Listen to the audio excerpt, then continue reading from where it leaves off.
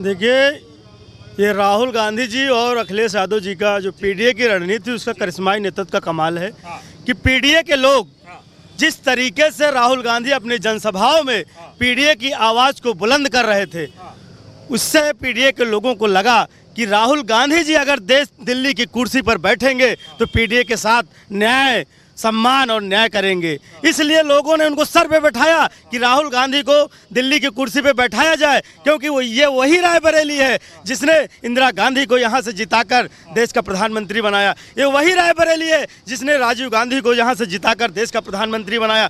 ये वही रायबरेली है जो आज राहुल गांधी को 4 लाख से अधिक वोटों से जिताकर देश की कुर्सी में बैठाने का प्रयास किया। लेकिन मैं बताना चाहता हूँ आपके चैनल के माध्यम से, ये सरकार जो छल कपट करके बन तो गई है, लेकिन ज़्यादा दिन की ये मेहमान नहीं है। ये बैसाखी पे रहा, ये लंगड़ी सरकार है। जिस दिन नीतीश बाबू ने अपनी बैसाखी खींच लिया, उसी दिन सरकार गिर जाएगी और देश के प्रधानमंत्री श्री राहुल गांधी जी होंगे, तब पीडीए को असली न्याय और सम्मान मिलेगा। मोदी जी कह रहे थे कि अकेला सब पर भारी है, अब की बार 400 पार बहुमत नहीं ला पाए। मोदी जी बड़ी बड़ी बातें कर रहे थे, 400 पार की बात कर रहे थे, अयोध्या की बात कर रहे थे, बनारस की बात कर रहे थे, सब जगह की बात कर रहे थे।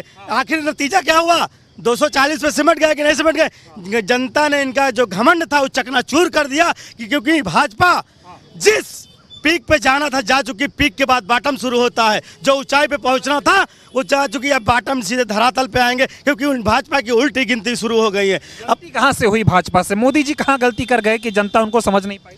मोदी जी कहते थे कि हम, इनके सांसद कहते थे कि मैं संविधान को खत्म कर दूंगा, मैं आरक्षण को खत्म कर दूंगा, मैं बुलडोजर चलवा दूंगा, मैं ओबीसी को जीने नहीं दूंगा, उनको भिखारी बना दूंगा। लेकिन पीडीए के लोगों ने सोचा अगर आरक्षण खत्म हो गया, अगर संविधान खत्म हो गया, अगर लोकतंत्र खत्म हो गया, तो हम लोग गुलामी की जिंदगी जीने रहेंगे। उसमें मसीहा बन के हमारे राहुल गांधी जी और अखिलेश यादव जी के चेहरे पे उन्होंने अपना भविष्य देखा। कहा अगर ये लोग जीत गए तो देश का लोकतंत्र सुरक्षित रहेगा, देश का आरक्षण संविधान सुरक्षित रहेगा। इसलिए लोगों ने बहुत उम्मीद के साथ इस इंडिया गठबंधन को उत्तर प्रदेश से 43 सीटें देने का काम किया, क्योंकि ये वही उत्तर प्रदेश है जहां से दिल्ली का रास्ता तय होता है। उत्तर प्रदेश के लोगों ने बाबा के बुलडोजर में ब्रेक लगाने का काम किया है। उत्तर प्रदेश के लोगों ने अयोध्या से नफरत की राजनीति बंद करने का काम किया, क्योंकि भारतीय जनता पार्टी के लोग, ये मोदी जी अयोध्या से नफरत की राजनीति शुरू किए थे। लेकिन अयोध्यावासी इतने समझदार हैं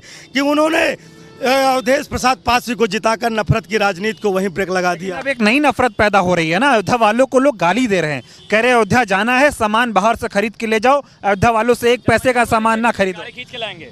ये जनादेश का साफ साफ अपमान है, क्योंकि ये भाजपा के लोग नहीं चाहते हैं कि दलित का बेटा एमपी सदन में जाके दहाड़े अपनी न्याय की बात करे। ये नहीं चाहते हैं कि पिछड़े का बेटा एमपी बने, ये नहीं चाहते हैं कि पिछड़े का बेटा, दलित का बेटा एमपी, एमएलए, सांसद बने, क्योंकि इनकी मानसिकता गंदी है। ये चाहते हैं हम चंद लोग सदन में रहें और पूरा देश गिरवी रख दें, अपनी अय्याशी करते रहे। ये जी कह रहे थे कि अब विपक्ष एकदम खत्म हो जाएगा, एकदम मोदी राज होगा, 400 सीट ले आएंगे, लेकिन आप लोग तो और मजबूत बन के उभर आए। भाई घमंड तो रावण का चकनाचूर हो गया है। ये मोदी जी किस खेत की मूली है?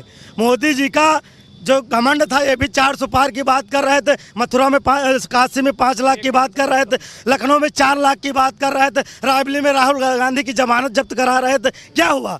क्या हुआ? दुनिया के सामने सच क्या है? उन्होंने बेईमानी करके कुछ सीटों के इंडिया गठबंधन के कैंडिडेट को हरवा दिया। इसलिए हरवा दिया है कि उनके लोग वहां पर पीठासीन थे। बनारस में कहां गड़बड़ी हो गई? मोदी जी खुद इतने कम वोटों से जीते।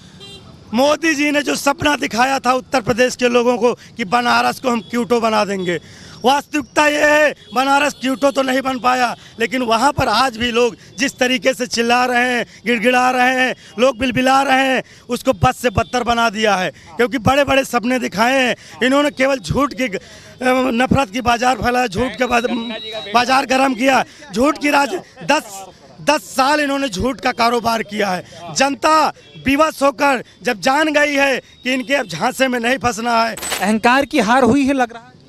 स्वाभाविक तौर से अहंकार की हार हुई। इनका अहंकार तो ये था अगर ये अब की जीत जाते ना तो अगला चुनाव भी ना होता, ये लोकतंत्र को ख़त्म कर देते, ये रोजी रोजगार को ख़त्म कर देते। आप अयोध्या की बात कर रहे थे, अयोध्या में चंद गुजरातियों को पट्टा मिला है, चंद गुजरातियों के वहाँ पर होटल खुले हैं, चंद गुजरातियों के वहाँ पर व्यापार चल रहा, कितने उत्तर प्रदेश के अयोध्या वासियों को रोजगार मिला। लेकिन अयोध्या के वासियों को मैं धन्यवाद ज्ञापित करता हूँ कि इन्होंने असली आईना दिखाने का काम किया है। पहले होता था मोदी सरकार, अब एनडीए सरकार आ गई। ये किसी तरीके से जो इनका लोगों का एक नारा था कि बीजेपी अब की पहली बार जो है पूर्ण बहुमत की सरकार नहीं बना पाई है, ये 240 पे सिमट गए हैं। अगर यही हाल रहा तो ये जहां से शुरुआत किए थे, 2 से शुरुआत किए थे, तो वहीं 2 पर आ जाएंगे। 2 पे ला देगी। 2 पे ला देगी। ये जनता है भैया, सबका हिसाब किताब रखती है, जनता से बढ़कर कोई नहीं है। सरकार कितने दिन चलेगी? 13 दिन में इनकी 13 ही हो जाएगी। फ्लोर टेस्ट होने दीजिए, अब फ्लोर टेस्ट होने दीजिए। 2 लोग हैं, नायडू जी और नीतीश जी, उनकी अलग अलग मांगे। वो स्पीकर मांग रहे, स्पीकर देंगे नहीं। वो रेल मांग रहे थे, रक्षा मांग रहे थे, विदेश मांग रहे थे, उनको कुछ नहीं मिला। आज बीमारों की भर्ती हो गए। समय आने वाला है नजदीक, समय बिल्कुल नजदीक माना। जिस उम्मीद के साथ ये लोगों ने वोट किया है, उनके सपने जरूर पूरे होंगे। अमित शाह बोले थे जमानत जब्त हो जाएगी राहुल गांधी। अमित शाह ही है लास्ट, इससे उनका दिमाग खो गया है।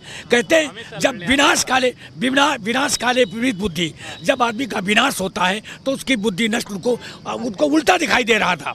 आज वो क्या देख रहे हैं कि राहुल गांधी दोनों स्थानों से ऐतिहासिक जीते। रावण का अहंकार राम ने खाया, नष्ट कर दिया।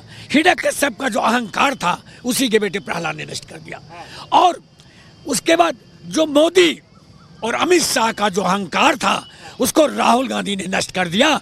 और ये तो चुनाव अगर कहीं हमारी बहन प्रियंका गांधी चली जाती तो 4 लाख वोटों से चुनाव हारते और फिर वो राजनीति छोड़ देते। बनारस में तो 12 बजे तक एकदम धक धक हो रहा था। हाँ, बनारस, अरे वो एक तरफ से अगर अच्छे राजनीतिक होते तो उनको इस्तीफा दे देना चाहिए था। एक बड़ी गनीमत थी। क्या इन्होंने बनारस में ठंडाई बंटवा दी इलेक्शन के 1 दिन पहले, तो उस ठंडाई का प्रकोप है। और जो आप अभी कह रहे थे कि लोग कह रहे हैं अयोध्या में ये खाना लेके जाइए, पानी लेके जाइए, तो उन लोगों को मैं ये कहना चाह रहा हूँ, अपनी गाड़ी लेके नहीं जाएंगे, गाड़ी पंचर हो जाएगी तो वहाँ का निवासी गाड़ी पंचर बनाएगा नहीं, गाड़ी खींच के लानी पड़ेगी। उनको ये जानकारी दे रहे हैं। बहुत गाली दे दिया अयोध्या वालों जितने ये गोदी भक्त जितने गाली दे रहे हैं, इनको बता दे रहा हूँ कि वहां से गाड़ी खींच करके लेके जाएंगे। और इतना ही है तो अयोध्या जाने का काम न करे। अगर इतना ही है तो अपने घर से श्री राम जी को जो पूछते हैं उनको पूछे ना। इतना ही अगर उनको जो है नफरत फैलानी है अयोध्या वासियों से। ये बताइए स्मृति ईरानी का क्या गड़बड़ हो गया? स्मृति ईरानी सिलेंडर उनका फट गया, जो सिलेंडर लील है उनका सिलेंडर फट गया। अमेठी में एक नया नव निर्वाचित मकान श्रीमती स्मृति जुबरीन ईरानी का बिकाऊ है। संपर्क करे पूर्व केंद्रीय मंत्री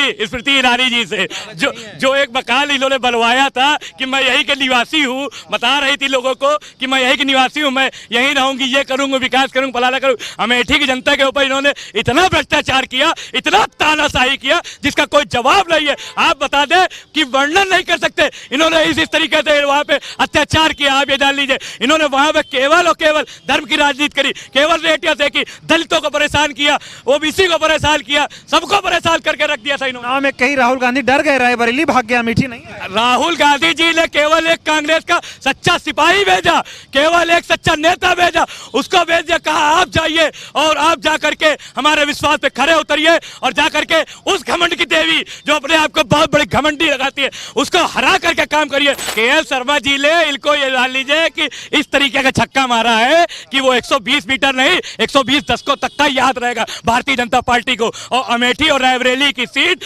जीवन में नहीं भविष्य में कभी भारतीय जनता पार्टी एक यहाँ प्रधानी और बीडीसी का चुनाव भी नहीं जीत पाएगी, ये जान लीजिएगा। माहौल हो गया, ये माहौल हो गया। ठीक है, अब आप बताइए क्या हुआ इस चुनाव में, कैसे गड़बड़ा गई बीजेपी, एकदम बहुमत नहीं ला पाई और राहुल गांधी 4 लाख वोटों से कैसे जीत गए रायबरेली? देखिए, रायबरेली से राहुल गांधी जी का जीतना ये कोई उनका वो नहीं है कि राजनीति के लिए वो आए हैं, ये उनकी कर्म भूमि है। त्याग और बलिदान की देवी माँ सोनिया गांधी यहाँ से सांसद रही हैं।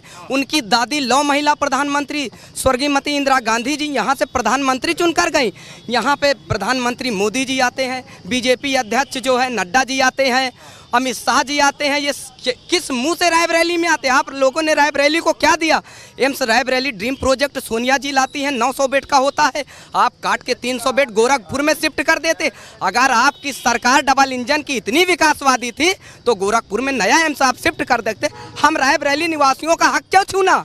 आखिर कोरोना काल में वो 300 बेड होते तो रायबरेली का नौजवान बच्चा न मरता, बुजुर्ग बहनें और माताएं न मरती। आपको शर्म आनी चाहिए, किस मुंह से आप रायबरेली में वोट मांगने आते हैं। रायबरेली जो है गांधी परिवार से सियासत का रिश्ता नहीं है, ये परिवार है।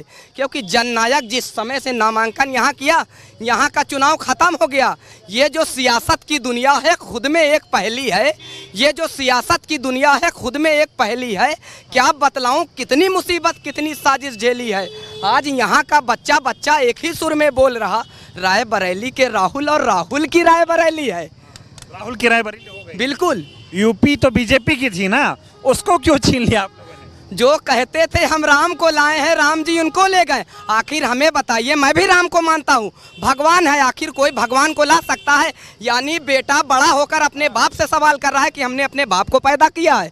कितना हास्यास्पद है। आप राम को ला सकते हैं, अगर आप राम को ला सकते हैं तो आप सरकार जो है बहुमत की नहीं बना सकते हैं। आप खुदा हो गए, यानी आप बता रहे हैं भगवान है तो कहीं मंदिर में स्थापित हो जाइए। छोड़ दीजिए उत्तर प्रदेश के मुख्यमंत्री का पद, छोड़ दीजिए प्रधानमंत्री का पद, बैठ जाइए राम जी की जगह। आप जब राम को ला सकते हैं तो राम जी को ना बैठा लिया, आप बैठिए ना वहाँ। अयोध्या वालों को सब गाली दे रहे, बीजेपी को हरा दिए। वो उनकी तो मानसिकता है, वो गाली देंगे। रायबरेली वालों को भी पानी पी पी के गाली दे रहे। अमेठी वाली को सिलेंडर लिए लिए नाचती थी, 13 रुपए किलो चीनी। चीनी तो बिक चुकी है स्मृति ईरानी जी की। अब मकान जो है उनका पता चला है बिक रहा है शायद। अमेठी से पैखा हो गया। रायबरेली की पहचान सिर्फ गांधी से है। रायबरेली को क्या नहीं दिया? एम्स रायबरेली में सोनिया जी ने दिया, रेल को सोनिया जी ने दिया, जिला अस्पताल उत्तर प्रदेश का एकलौता जिला है मेरे मित्र जिसकी सारी सड़कें एसएच या एनएच है। सड़कों का राष्ट्रीय राजमार्ग सोनिया जी ने किया है। और ये उत्तर प्रदेश में जो करण अर्जुन की जोड़ी राहुल गांधी और अखिलेश यादव की आई थी, ये जो 33 पे आए हैं, 27 में ठाकुर तो गए काम से, 27 में ठाकुर तो गए काम से। मोदी जी भी बहुमत नहीं ला पाए। मोदी जी कहाँ लाएंगे? लच्छेदार बातर करिए, वो शरे मेंबर ख्वाबों के महल तामीर करते हैं, इलाजे गम नहीं करते, फ़कत तकरीर करते हैं। 2 करोड़ रोजगार का वादा करके सत्ता में आ जाते हैं। 10 करोड़ रोजगार देने चाहिए, लेकिन सुन्न बटा सन्नाटा। आज़ादी के इतिहास में सबसे ज़्यादा बेरोजगारी मणिपुर। शायद भूल गई स्मृति ईरानी, शर्म आनी चाहिए। हमको तो शर्म आती है। आप महिला के नाम पे धब्बा है, आप महिला विकास मंत्री थी। मणिपुर की बेटियों को जब निवस्त्र घुमाया जा रहा था मेरे दोस्त, मेरी आंखें जो है आंसुओं से भर आई थी। वो भी किसी की बहन थी, किसी की बेटी थी। इतना तो द्रौपदी का चीरहरण नहीं हुआ कलयुग में जो मणिपुर की नारी के साथ हुआ, वो भी आपकी आंखों में आंसू नहीं आए? वहाँ पे रोते हैं, क्या नाटक करते हैं, वो कहते क्या है? इतना हास्यास्पद अपनी माँ को लेकर कहते हैं कि शायद मेरी माँ ने मुझे पैदा किया। अरे मैं तो फक्र से बोलूँगा मेरी माँ ने मुझे पैदा। आप अपनी माँ पर प्रश्न चिन्ह करते हैं। शायद फर्जी आंसू छलकाना पड़ जाए ये अमाल न कर, फर्जी आंसू छलकाना पड़ जाए ये अमाल न कर। पहले ही जज्बात नहीं है खुद को और कंगाल ना कर। वोट के नाम पर, नोट के नाम पर खूब सियासत कर मोदी जी, पर माँ जैसे पवित्र और पाकीज़ा रिश्ते का तो सियासत में इस्तेमाल ना कर। माँ का पे सियासत नहीं होनी चाहिए। जो युवाओं पे लाठियां बरसाई गई, जो अत्याचार हुआ, जो तानाशाही चली, जनता ने उसका मुंह तोड़ जवाब दिया, संविधान बचाया। बिल्कुल, क्योंकि ये कह रहे थे, खुलेआम कह रहे थे मोदी जी की आवाज़ नहीं निकल रही थी जब इनका सांसद कह रहा था 400 दीजिए संविधान बदल देंगे। क्योंकि इस देश का संविधान मोदी क्या, मोदी की आने वाली नस्लें नहीं बदल सकती हैं। क्योंकि इस दौर का गांधी जब तक उसकी सांसें चल रही हैं वो संविधान पे आँच नहीं आने देगा। राहुल गांधी को उस चुनाव में आपने कितना बड़ा नेता बनते हुए देखा? राहुल गांधी विश्व के नेता हैं। राहुल गांधी जो कहते हैं वो कल हो जाता है। राहुल गांधी ने कहा खटाखट, दूसरे दिन वो बोलने लगे खटाखट। राहुल गांधी ने कहा जो है ये अब रोने वाले हैं, चौथे 5वें चरण में वो रोना शुरू कर दिए।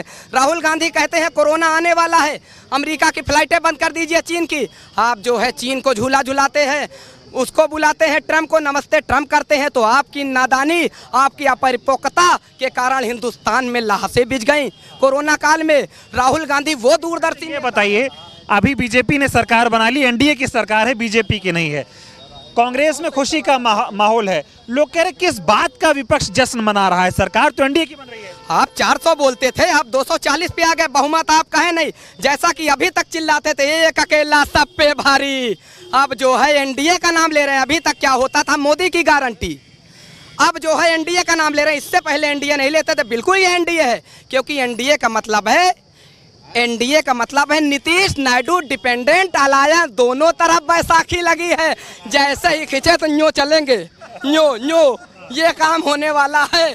365 दिन में ये सरकार बदलने वाली है। बदलने वाली। हिंदुस्तान का जन नेता राहुल गांधी प्रधानमंत्री बनने जा रहा है।